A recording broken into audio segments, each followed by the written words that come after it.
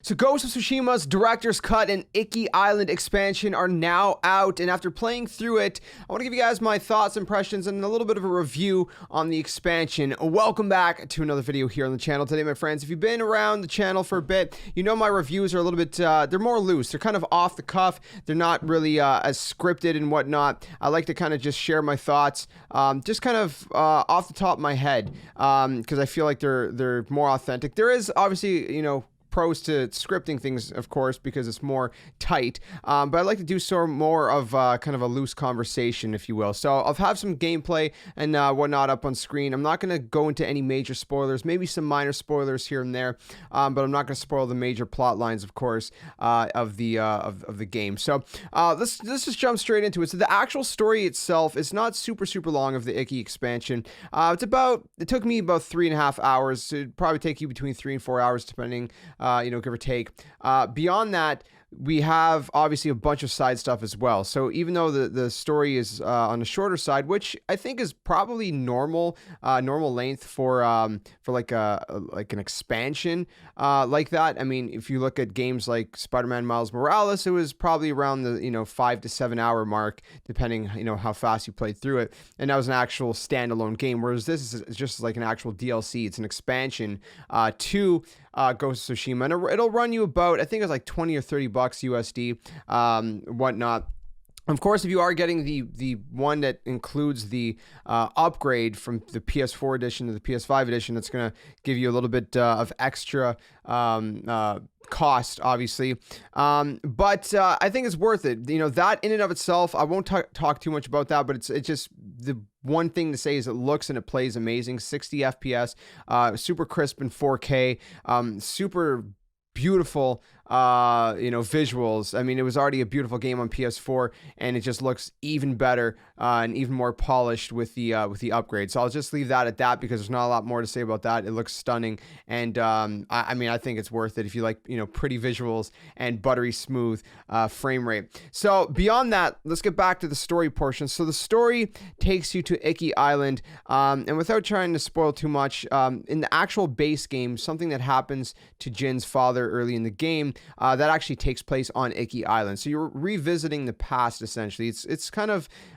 it's not a prologue or a prequel or of any sort, but it's kind of revisiting those things. They do it in the form of memories, in a lot of ways, and especially a lot of the side stuff. There's a lot of side stuff that'll take you back to some memories with your father, and that kind of, if you go through that, the idea is to try to get some closure, because Jin never really found closure with his father, and that's kind of the idea behind that. And there's some really cool moments that you see when Jin was younger. There's some flashbacks that you get to play, and it's just pretty cool in that regard. Then there's these animal sanctuaries, which are kind of like side stuff, kind of like the fox dens in the base game. And in animal sanctuaries, you play your flute to basically tame the animal, which, by the way, is really cool because it uses the gyro in the controller to move this bar up and down, almost like the vocal pitch that you would have in like Rock Band, for example. But instead of using your voice, you're using a controller to pitch it up and down.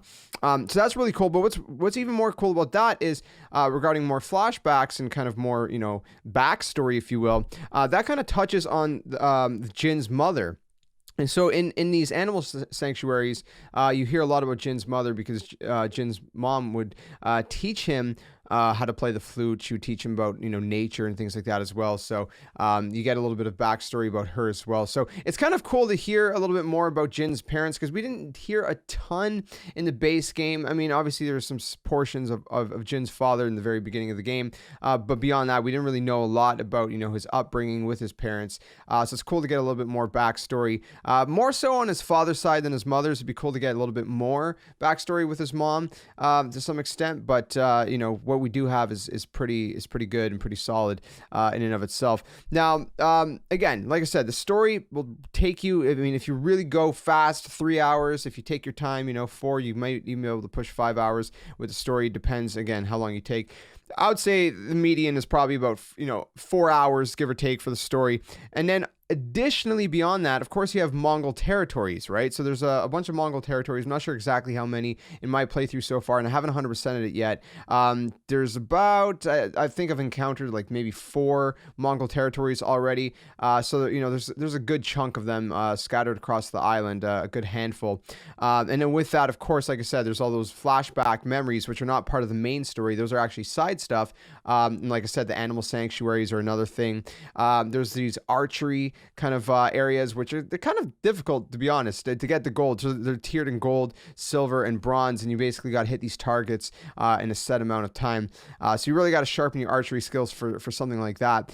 So there's all these different side stuff. There's these shrines and whatnot as well. And some side missions. There's, I believe, 2 mythic quests, which I've done here on the channel already. If you guys want to see a playthrough of that, it's available up on the channel. So there's these 2 mythic quests, or legendary quests. I can't remember exactly what they're called. But you probably remember I think there's like 7 in the base game. And there's 2 additional ones in Iki Island, which are pretty cool. You get some pretty cool armor for Jin for the first one, and the second one gets you some pretty cool armor for your horse. Which, speaking of your horse, you actually get a brand new ability, which I'm not going to actually spoil. It's not massive, but it's pretty cool. So I'm not going to spoil or even show any gameplay of that. But it's a cool ability you get for your horse that you know, just gives you something else to kind of, you know, spend your new ability points towards. They're not called ability points. I can't remember exactly what they're called. I apologize. But yeah, so you got that, and there are about, I think, actual like substantial side missions beyond the mythic quests. There's, I think, maybe 3 or 4 substantial side quests that'll run you about, you know, maybe 20 to 40 minutes each, give or take. The mythic quests as well are about 20 to 40 minutes. The first one took me about, I think, close to 35 to 40 minutes. The second one took me about maybe 20, 25 minutes for the mythic quests. And then, like I said, the side stuff about, you know, anywhere between 15 to 30 minutes per side quest. So if you do all the side stuff as well, and the side quests obviously are still, you know, missions, there's still substantial quests, those are going to add on to your playtime as well. So if you take into the story, and then that additionally, if you do all the side quests, like the main stuff, that'll already bring you up to probably like 6 hours at least. Then if you do want to go for the completion, like I said, if you do want to do all the animal shrines and all the memory things, I can't remember exactly what they're called, but I think they're just memories of your father is probably what they're called. There's quite a few of those scattered around the island. If you do all those, which I highly recommend, you do at least the memories of the father, and at least a couple of the animal sanctuaries to hear a little bit about Jin's mother. If you add all that, then obviously that's going to add even more. There are a couple more, I forget what you call them, the spas, basically, you know, where Jin basically goes butt naked into a little pool of water and he just relaxes. I think there's like 2 of those. There's I think maybe like 4 the bamboo cutting side stuff as well, which I thought was really fun in the base game. So I'm glad that they added a few more in Iki expansion. Like I said, there's these shrines. I think there's maybe like 3 or 4 shrines.